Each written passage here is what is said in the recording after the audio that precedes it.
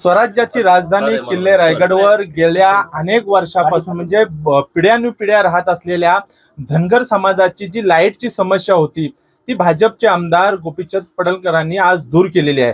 मी स्वतः आपल्यासोबत गोपीचंद पडळकर आहेत आणि इथे वास्तव्य करणारी धनगर समाजाचे काही ग्रामस्थ आहेत, त्यांच्याकडून आपण जाणून घेणार आहोत। ताई, गेल्या अनेक वर्षापासून तुम्ही पिढ्यानपिढ्या या ठिकाणी राहत आहात, काय नेमकी समस्या होती आणि कशा पद्धतीने दूर झाली? म्हणजे आम्ही पूर्वीपासून गडावरती राहते, म्हणजे आम्ही धनगर समाज आहे, आमचं 24 कुटुंब आहेत गडावरती। म्हणजे त्यांनी म्हणजे आमची परिस्थिती येऊन बघितली, आम्हाला नोटीस वगैरे दिलेली, ते स्वतः इथे येऊन आमची परिस्थिती बघून गेले।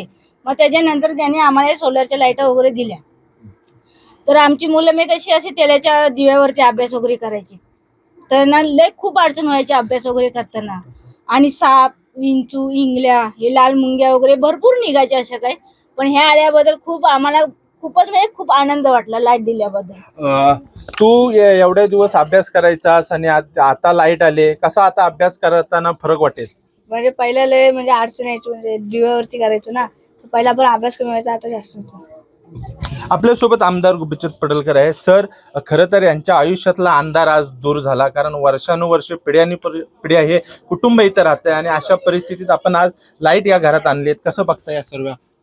नाही, काय आहे, आता एवढं जग पुढारलेलं आहे, असं कुठे व्यक्ती नसेल, असं कुठं घर नसेल की जिथं लाईट नाही।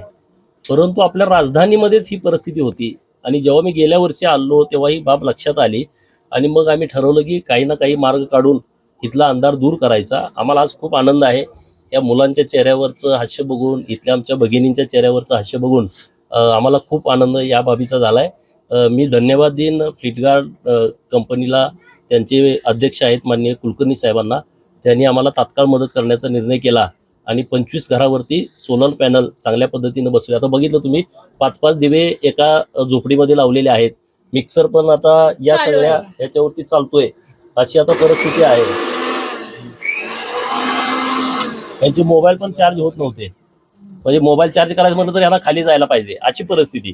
आता खाली जायचं आणि यायचं आता काय परिस्थिती आहे तुम्ही बघताय।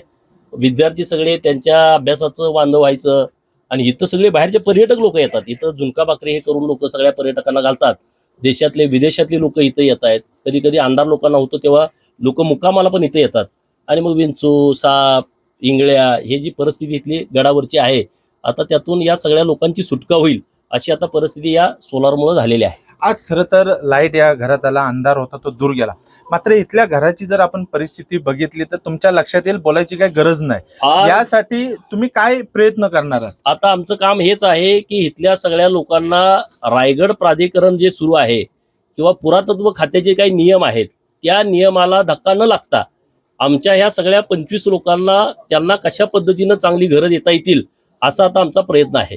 आणि त्यासाठी आम्ही काही कंपन्यांना सोबत घेऊ, सरकारला सोबत घेऊ आणि मुख्यमंत्री महोदयांच्या कानावरती ही बाब आम्ही घालणार आहे। आणि मुख्यमंत्री महोदय खूप सकारात्मक आहेत। मध्ये यांना नोटीस जेव्हा काढली तेव्हा माननीय मुख्यमंत्री देवाभाऊनी आणि उपमुख्यमंत्री एकनाथ शिंदे साहेबांनी कलेक्टरना सूचना दिल्या होत्या की तुम्ही त्या सगळ्या लोकांना त्रास देऊ नका।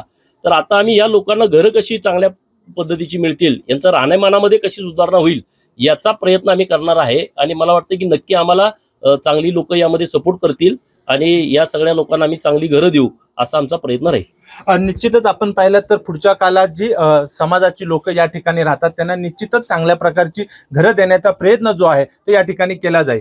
अजय नाटकर, जय महाराष्ट्र न्यूज, रायगड।